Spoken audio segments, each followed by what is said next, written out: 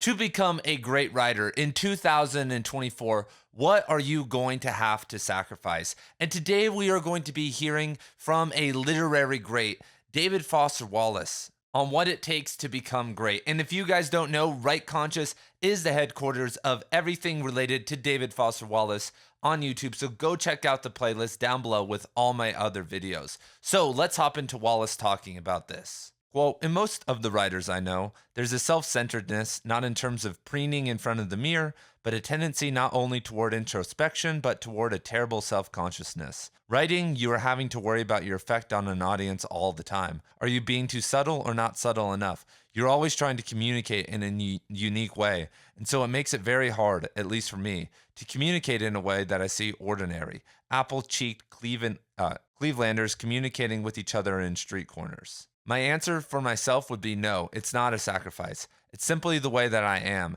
and I don't think I'd be happy doing anything else. I think people who are congenially drawn to this sort of profession are savants in certain ways and sort of retarded in certain other ways. Go to a writer's conference sometime and you'll see. People go to meet people who on paper are just gorgeous, and they are absolutely geeks in person. They have no idea what to say or what to do. Everything they say is edited and undercut by some sort of editor in themselves. That's been true of my experience. I've spent a lot more of my energy in teaching the last 2 years, really sort of working on how to be a human being. And while this is 100% correct here about writers undercutting themselves when they are thinking and speaking, because when you look at Wallace in his video interviews and sometimes in the audio ones, he is constantly correcting himself and like getting all meta and weird. And when I was a reclusive writer and reader, and that's all I cared about, the same thing was happening to me. At the peak of that, my buddy from high school came back to town and invited me to a party with some of his old friends. And so I go to this party and I'm talking to this beautiful woman, the type of woman that is only at parties like that, who had some weird hookup job where she got paid way more than she needed to, and she didn't go out. So unless you were in that in crowd, you would never be able to find someone like her. So we're talking, and I remember at one point I like stop in the middle of my sentence. I'm like, I should have said that maybe in a pluperfect sense, or did I use a plural tense right there? And I'm like asking her grammatical questions about what I'm saying. And she's like, what? Because all my brain was like words and books. And obviously that interaction didn't go well, but I know guys who have doubled down and continued that lifestyle forever. Not too long after that, I got really into yoga and nature and even public speaking and whatnot. But guys like Wallace, especially when he was writing Broom of the System and Infinite Jest, he was living in his writing. There were reports that he was watching 8 to 10 hours of TV a day. We know he was a former addict. And when you read his biography, you can see there wasn't too much else going on. He wasn't really taking a hike and doing a cold plunge and doing his morning gratitude journal. No, it was just like always on, always being super weird. And so what do you have to sacrifice? Well, if you look back at the past, if you really care about this art, then it's your job to do better than previous generations. You are going to have to beat David Foster Wallace, Cormac McCarthy, name your favorite author, and that's the goal. And are you going to be able to get there? And you're going to have to look at what they sacrificed in their life. And if you are 30 or 35 and you've effed around for a couple of years and didn't write, then you're like, man, you're behind. You have tens of thousands of hours to even catch up to where they were at your age. And if you are young, you have all these decisions that you have to make about if you're going to join an MFA program or get like a job like being an accountant or something that pays really well and then grind out the writing when you are done. There are all these questions about what you're going to have to sacrifice, but you're going to have to sacrifice something. And what Wallace is somewhat talking about here is your linguistical ability. I don't know if you guys have met authors before. I've met some very eloquent ones.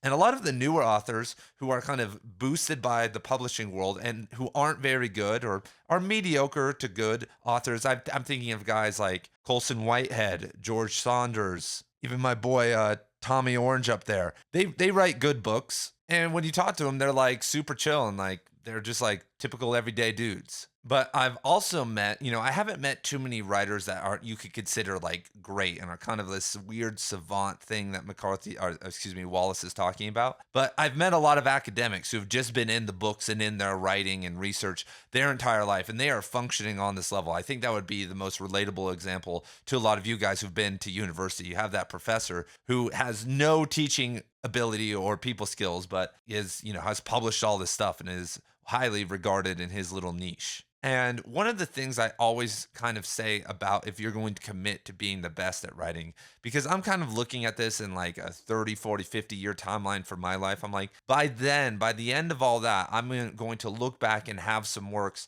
that do stand on the shoulders or are equally of good in terms of quality of a Cormac McCarthy. But I don't need that to happen right now. I know some people who can't communicate, who refuse to want to, speak about their works or build their own audience or do whatever, honestly, or get a job at being an accountant. So they're just putting their chips solely in on writing. And they need the quality of a David Foster Wallace or Cormac McCarthy or whoever right now, because if they aren't able to produce that, they are going to starve. And honestly, that's most likely the best place to be, because when you look at almost everyone here on my shelf, all of them at some point had to make this transition to have to write much harder and somewhat faster and write better books to be able to live a normal life with a wife and a family. I'm thinking of Don DeLillo, Stephen King, even Haruki Murakami. He owns a jazz club, but he wants to get rid of that, so he writes every morning from like 1 a.m. to 5 a.m. to be able to pull himself out of that situation. And what I always tell people, because there are excuses built in. Some of you guys out there who are listening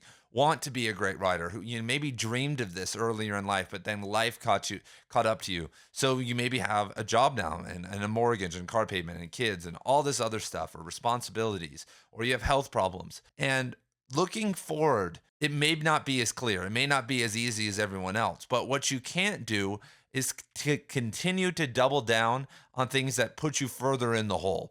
You have to at least stay where you are and start slowly climbing out, because having another kid, putting yourself in more debt or doing these things is not going to give you the space and peace of mind to become a great writer. Because as I was saying, a lot of these guys up here, they were kind of starving and like pushing themselves, but they had little to no commitments. They were ready to lose everything. And if you're not ready to lose everything, then you can't be taking these major risks on your writing unless you want to go all the way. And burning the boats and putting everything on that would probably get you much further in the long run. But I want you guys to be safe and happy, because do you really want to be like some of these guys? And that's a question we also need to ask ourselves about sacrifice. I don't want to be like David Foster Wallace. If I could trade my life or my abilities for his, I want to do it. Or even a Cormac McCarthy or Don DeLillo. I don't want to have to go and do what they had to do. All of them having multiple marriages and being womanizers and seemingly longing for connection and being recluses and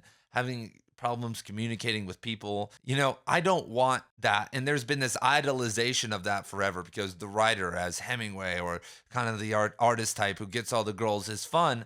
But then suddenly you wake up and you're 40, like David Foster Wallace, and you realize that, going on the host circuit all the time doesn't actually fulfill you. And so the reason I created this channel is to help people write consciously, not just to write conscious work that can uplift society and create a global educational awakening, or an awakening of consciousness, but also to write and to feel good about the process, because you don't want to become unhealthy sitting all day in little rooms microing every single sentence. You probably don't want to be a reclusive writer that is the embodiment of an artiste manqué, and your internal reality is thus spread to everyone else and is really a net negative on the world. It doesn't have to be like that. Just because all these other guys did that doesn't mean that our future is branded as that. And that's one thing I could say that's positive about the new publishing world, is that I understand there's diversity, equity, inclusion quotas that kind of ruin the meritocracy, but at some level, it's a little bit more balanced in terms of what's expected of you. The idea of superstardom and stuff in the book world is starting to kind of fade away,